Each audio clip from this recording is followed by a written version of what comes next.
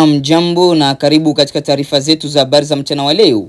Miongoni mwa habari tulizo kuandalia mchana wa leo, serikali mpya ya jiji la Oicha mkoani Kivu Kaskazini yaweka usalama, maendeleo na ustawi wa wananchi kuwa vipaumbele vyake vikuu baada ya viongozi wapya kuapishwa rasmi. Na katika siasa, AFC M23 yatoa tathmini yake kuhusu mchakato wa amani wa Doha, ikiituhumu serikali ya Kinshasa kwa madai ya kutotekeleza baadhi ya makubaliano yaliyofikiwa wakati juhudi za kidiplomasia za kutafuta amani mashariki mwa Jamhuri ya Kidemokrasia ya Kongo zikiendelea. Hizi ni baadhi ya habari kuu tulizokuandalia mchana wa leo. Endelea kuwa nasi kwa taarifa kamili za habari hizi na nyingine nyingi zilizojiri na ndani na nje ya nchi ya Jamhuri ya Kidemokrasia ya Kongo. Tuanze na habari za siasa kutoka nchini Jamhuri ya Kidemokrasia ya Kongo. Katika maadhimisho ya miaka 66 ya uhuru wa Jamhuri ya Kidemokrasia ya Kongo, muungano wa AFC M23 umetumia fursa hiyo kutoa tathmini yake kuhusu mchakato wa amani wa Doha unaoendelea chini ya usimamizi wa serikali ya Qatar, ukitoa tuhuma dhidi ya serikali ya Kinshasa kwa kile ilichodai kuwa kushindwa kutekeleza makubaliano yaliyofikiwa katika mazungumzo hayo. Akizungumza kupitia taarifa iliyotolewa tarehe 13 mwezi wa 6, yani siku ya jana le 30 Juin, mratibu wa kisiasa wa AFC M23 Corneille Nangaa alidai kuwa harakati hiyo imekuwa ikitekeleza kwa nia njema majukumu yake yote yaliyomo katika itifaki zilizokwisha kusainiwa. Hata hivyo, alishtumu serikali ya Jamhuri ya Kidemokrasia ya Kongo kwa kile alichodai kuwa kutotekeleza wajibu wake, hususan kuhusu kuheshimu usitishaji wa mapigano na kuachia uhuru wafungwa waliokubaliwa katika mazungumzo hayo. Corneille Nangaa pia alidai kuwa baada ya kutekeleza juhudi za amani, serikali imeendelea na operesheni za kijeshi katika baadhi ya maeneo ya mashariki mwa nchi. Alitoa madai kuhusu mashambulizi dhidi ya raia na miundombinu ya kiraia katika maeneo ya Ruchuru, Masisi na Kale, pamoja na kile alichokitaja kuwa vikwazo vya misaada ya kibinadamu na hali ngumu inayowakabili baadhi ya wakazi wa Minembwe. Madai hayo hayajajibiwa rasmi na serikali ya Kinshasa wakati wa kutolewa kwa taarifa hiyo.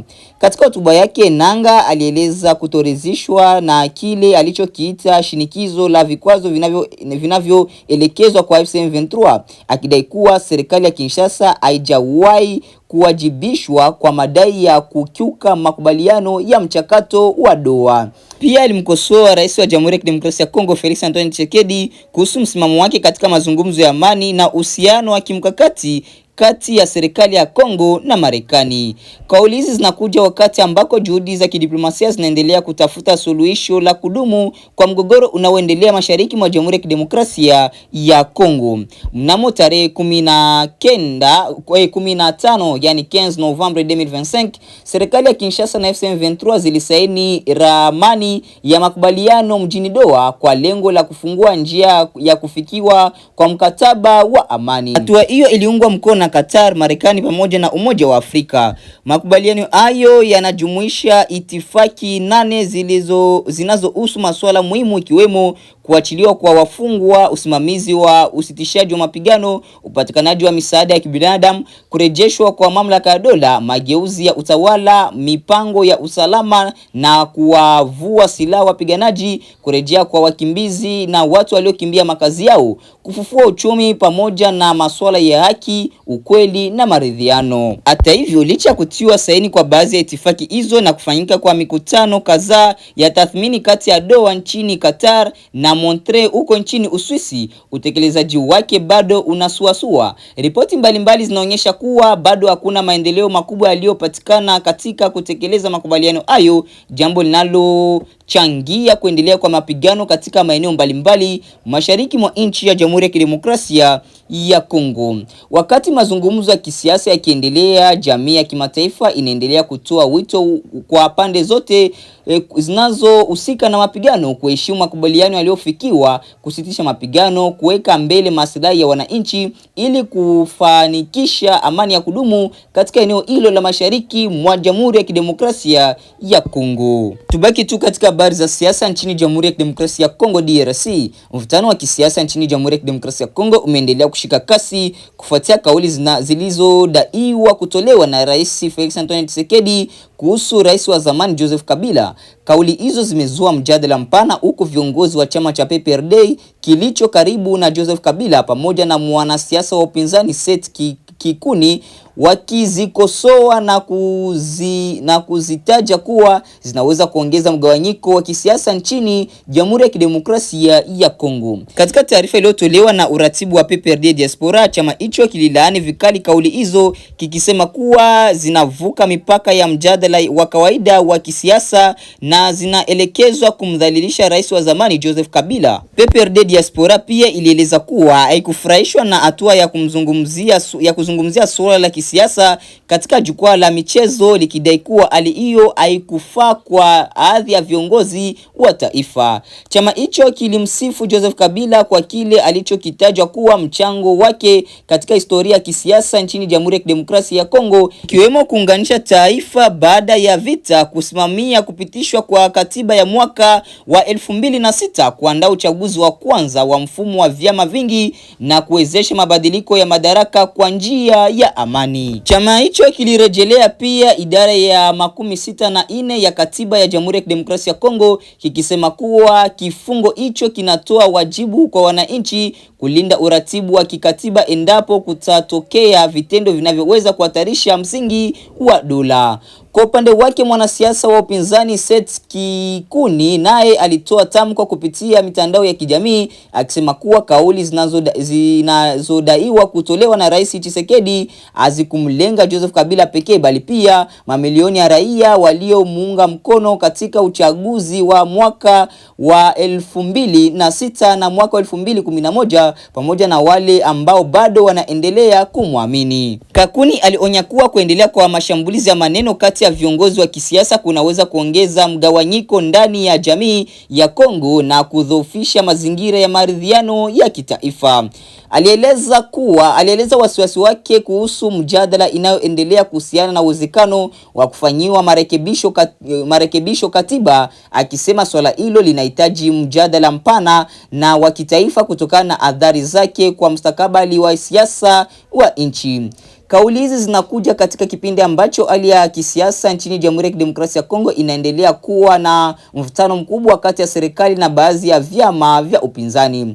Wakati huo taifa inaendelea kukabiliwa na changamoto za kiusalama, hususan katika mikoa ya mashariki ambako mapigano kati ya makundi yenye silaha yanaendelea kuathiri maisha ya mamilioni ya wananchi. Hadi sasa hakuna tamko rasmi iliyotolewa na ofisi ya rais kujibu ukosoaji huo ulioelekezwa na PPRD Diaspora pamoja na Seth Kanuni. Tujielekeze moja kwa moja katika mkoa wa Kivu Kusini ambako visa vya ugonjwa wa surua vinaendelea kuongezeka miongoni mwa watoto wenye umri wa chini ya miaka 5 katika wilaya Kabare mkoani Kivu Kusini huko mashariki mwa nchi ya Jamhuri ya Kidemokrasia ya Kongo. Wataalamu wa afya wanaeleza kuwa hali hiyo inachangiwa kwa kiasi kikubwa na kutokamilishwa kwa ratiba ya chanjo, kuhama kwa familia kutokana na hali ya usalama, pamoja na imani ya baadhi ya jamii zinazopinga chanjo. Kwa mujibu wa wahudumu wa afya katika kituo cha afya cha Mulungu Miti, watoto wengi wanaopatikana na surua ni wale ambao hawakumaliza ratiba yao ya chanjo. Wanasitiza kuwa chanjo ndio njia bora na salama zaidi ya kuwakinga watoto dhidi ya ugonjwa huo ambao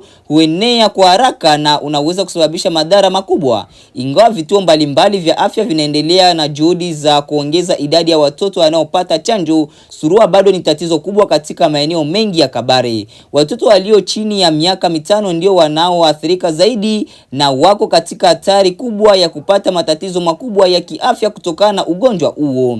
Wataalamu wa afya wanaeleza kuwa moja ya changamoto kubwa ni wazazi kutofuata kikamilifu ratiba ya chanjo za watoto wao. Mara nyingi watoto huanza kupatiwa chanjo lakini hushindwa kukamilisha dozi zote zinazohitajika. Kwa kuwa chanjo dhidi ya surua hutolewa mwishoni mwa ratiba ya kawaida ya chanjo, watoto wanaokatisha mchakato huo ubaki bila kinga kamili dhidi ya ugonjwa huo wa surua. Kuhama kwa wananchi kutokana na ukosefu wa usalama na matatizo ya kiuchumi umeendelea kuvuruga huduma za afya. Familia nyingi hulazimika kuondoka katika vijiji vyao na kuenda kuishi katika maeneo mengine bila kuendelea na ufuatiliaji wa afya za watoto wao. Hali hiyo husababisha kupotea kwa kadi za chanjo au kusaulika kwa tarehe za miadi za chanjo. Mama mmoja aliyekimbia makazi yake kutokea eneo la Chibumbiro na kupata hifadhi katika Miti Centre ameeleza kuwa mazingira ya kuhama yalivuruga ratiba ya chanjo ya mtoto wake. Anakiri kuwa pamoja na changamoto za kuhama pia kulikuwa na uzembe uliosababisha watoto wake kuugua surua, ingawa kwa sasa wanaendelea kupatiwa matibabu. Mbali na adhari za kuhama, baadhi ya wakazi bado watambui kikamilifu umuhimu wa kukamilisha chanjo zote. Wahudumu wa afya wanasema kuwa wazazi wanaodhani mtoto akiwa na afya njema hahitaji tena chanjo nyingine, huku wengine wakiamini kuwa dozi moja au mbili zinatosha. Mtazamo huo kwa mujibu wa wataalamu uwaweka watoto katika hatari ya kuambukizwa na magonjwa yanayoweza kuzuilika kwa chanjo. Vile viongozi wa kijamii wanaeleza kuwa bado kuna familia zinazokataa chanjo kutokana na sababu za kitamaduni na kidini. Baadhi huamini kuwa ulinzi wa kiroho pekee unatosha, huku wengine wakiwa na hofu au mashaka kuhusu usalama wa chanjo. Hali hiyo inaendelea kushuhudiwa zaidi katika maeneo ya vijijini ambako taarifa zisizo sahihi kuhusu chanjo bado zinaenea. Viongozi hao wanashauri kuwa kampeni za uhamasishaji ziwashirikishe zaidi viongozi wa dini, viongozi wa mila au wakuu wa vijiji ili kuwajengea wananchi uelewa na kuondoa imani potofu kuhusu chanjo. Kwa mujibu wa wataalamu wa afya, surua ni ugonjwa unaoambukizwa kwa urahisi na unaweza kusababisha madhara makubwa kama vile maambukizi makali ya mfumo wa upumuaji, kuharisha sana utapiamlo, matatizo ya mfumo wa ufahamu na hata kifo iwapo magonjwa hayo hayatapatiwa matibabu kwa wakati. Kutokana na hali hiyo, mamlaka za afya zinaendelea kutoa elimu kwa jamii na kuhimiza wazazi kuhakikisha watoto wao wanapata chanjo zote kwa wakati kulingana na ratiba rasmi. Wataalamu wanaamini kuwa ushirikiano kati ya familia, viongozi wa jamii na sekta ya afya ndiyo njia pekee ya kupunguza ongezeko la visa vya surua na kuhakikisha watoto wanalindwa dhidi ya ugonjwa huu unaoweza kuzuilika kwa chanjo. Baada ya kusikiliza taarifa zetu mbalimbali kutoka nchini Jamhuri ya Kidemokrasia ya Kongo, mpendo wa msikilizaji na mtazamaji, basi acha ni kuingia moja kwa moja na habari za kimataifa. Baki nasi mwanzo hadi mwisho ili upate habari za kuaminika tena za kuenea. Karibu. Maafisa usalama wanashika doria kote Afrika Kusini, huku makundi yanayopinga wahamiaji walio nchini humo kinyume cha sheria wakiwataka waondoke. Maelfu ya waandamanaji wamekusanyika barabarani katika miji mikuu Afrika Kusini. Rais Cyril Ramaphosa amewataka waandamanaji kujiepusha na vitisho, vitendo vya kutisha au kutoa masharti, kufuatia hofu kwamba maandamano hayo yangegeuka kuwa vurugu dhidi ya wahamiaji. Maandamano hayo yanaashiria tarehe ya mwisho isiyo rasmi iliyowekwa na wanaharakati wanaotaka raia wote wa kigeni wasiokuwa na nyaraka halali waondoke nchini humo. Awali, polisi walisema kuwa maandamano hayo yalikuwa ya amani, huku kukiwa na visa vichache vya utovu wa usalama. Takriban watu 10 wamekamatwa kwa kupora mali katika mji wa mashariki wa Durban na Gauteng, jimbo tajiri zaidi nchini humo. Wanahabari wa BBC walishuhudia waandamanaji wakirusha mawe na kuvunja vioo vya jengo katikati mwa jiji la Johannesburg linaloaminika kuwahifadhi wageni. Kumekuwa na karibu watu 200 waliokamatwa wakihusishwa na chuki dhidi ya wageni tangu mwezi Machi mwaka huu. Wengi tayari wameondoka ili kuepuka vurugu na vitisho. Polisi wa Afrika Kusini wanasema watu 25,000 tayari wamerejeshwa katika nchi zao. Wengi wao wanatoka katika mataifa mengine ya Afrika kama vile Nigeria, Malawi, Zimbabwe na Msumbiji. Taarifa ya Nomsa Maseko inawasilishwa na Leila Mohamed. Kwa sasa tupo mjini Durban katika eneo la kuegesha magari mkabala na eneo la North Beach, ambapo maelfu ya raia wa Malawi wamekuwa wakikita kambi kwa muda wa wiki 2 sasa. Wamekuwa wakitueleza kwamba walitishwa kwamba watashambuliwa katika makazi yao, na ndio kwa maana wako hapa katika eneo hili. Wanahisi kwamba hapa wako salama zaidi na kuna hakikisho kwamba hawatavamiwa. Watu hao wote waliokusanyika hapa wanataka kuondoka Afrika Kusini leo Juni 30, kwa sababu siku hii ndio ilikuwa imewekwa kama siku ya mwisho kwa raia wa kigeni kuondoka nchini humo, amri iliyotolewa na makundi ya waandamanaji. Lakini shughuli nzima imekuwa ikifanyika polepole sana, kwa sababu mchakato unawahitaji watu hao kuthibitishwa, kusajiliwa na kupata vyeti rasmi na kupata karatasi ambayo inasema kwamba walikuwa nchini Afrika Kusini kinyume na sheria na sasa wanarejeshwa nyumbani kwao kwa kuondolewa Afrika Kusini. Tunataka chochote kile kinachofanyika kuendelea kwa amani. Kila kitu kinapaswa kuwa na amani na tunataka sheria na utaratibu ufuatwe. Karatasi hii hapa ndiyo tiketi ya watu hawa kuwaruhusu kuondoka kwa njia salama. Maafisa wa polisi kwa pamoja na wale wa jiji wamesema kwamba watahakikisha kwamba usalama wa kila mmoja aliyopo kwenye kambi hii na wengine wengi katika jimbo hili na nchi wako salama. Lakini pia waandalizi wa maandamano wenyewe wamesema kwamba hawana azma ya kupora wala kuharibu mali ya watu, ila ujumbe wao ni kwamba wanataka serikali kuangazia kwa makini swala la uhamiaji haramu nchini humo. Waliahidi kwamba maandamano ya leo Juni 30 yatafanyika katika mazingira ya amani. Hii ni mojawapo ya mabasi ambayo yatasafirisha watu hadi katika jimbo la Limpopo, hususan mji wa Musina ambao upo kwenye kituo cha mpakani cha Beltbridge. Basi hili litahakikisha kwamba raia zaidi ya 70 kutoka Malawi walioko ndani wanafikishwa nyumbani kwa usalama. Unahisi vipi kuhusu hali hii? Ninahisi kufarijika kwa sababu ninarejea nyumbani kwetu, ijapokuwa sijawahi kushambuliwa au kutishiwa nilipokuwa nikiishi nchini humu. Ila nimesikitishwa kwa sababu nimewaacha watoto wangu 4 wadogo humu nchini. Hii inaonyesha kwamba uwepo wa idadi kubwa ya polisi waliotumwa hapa katika jimbo la KwaZulu Natal. Lakini kuna maelfu ya maafisa wengine wa polisi ambao wametumwa katika jimbo hili na vilevile katika jimbo la Gauteng kwa sababu limetajwa kama eneo ambapo kuna tishio la kiusalama. Kumradhi mtazamaji kwa sauti hizo kuingiliana. Waziri wa mambo ya ndani wa Jamhuri ya Demokrasia ya Kongo amesema mikusanyiko ya watu wengi imepigwa marufuku katika mji mkuu wa Kinshasa pamoja na maeneo mengine matatu ili kuzuia kuenea kwa Ebola. Viongozi wa vyama vya upinzani nchini humo wamekosoa agizo hilo wakidai limeanzishwa ili kuzuia maandamano yaliyopangwa kufanyika tarehe 8 mwezi Julai. Mapambano kama haya yanaripotiwa kuendelea katika nchi jirani ya Uganda, huku Tanzania ikiweka wazi mikakati ya kupambana na Ebola, kuanzia kuwachunguza wasafiri kwenye vituo vya mipakani hadi kuwafundisha wahudumu wa afya walio mstari wa mbele namna ya kukabiliana na ugonjwa huo. Hata hivyo, katika mwambao mpana wa ziwa Tanganyika bado kuna wasiwasi kuhusu njia zisizo rasmi za kuvuka mpaka. Mwandishi wa BBC Samia Wami na taarifa zaidi. Hapa Kigoma, magharibi mwa Tanzania, maandalizi ya kukabiliana na Ebola yanaendelea. Wahudumu wa afya wanafundishwa jinsi ya kutumia vizuri mavazi na vifaa vingine muhimu, kuanzia soksi za mikono, barakoa au hata mavazi haya ya plastiki. Kila kitu inabidi kitumike kwa ufasaha kabisa. Watumishi hawa wa afya wao wako mstari wa mbele kabisa. Maana yake ni kwamba ikatokea maambukizi yameingia Tanzania, hawa ndio wanakuwa wa kwanza kabisa kushughulika na wagonjwa na vitu kama hivyo. Kwa hivyo ni muhimu kwa wao wakapatia taratibu zote, mahitaji yote yanayotakiwa ili kuhakikisha kwamba wanazuia mlipuko wote kabla haujaanza.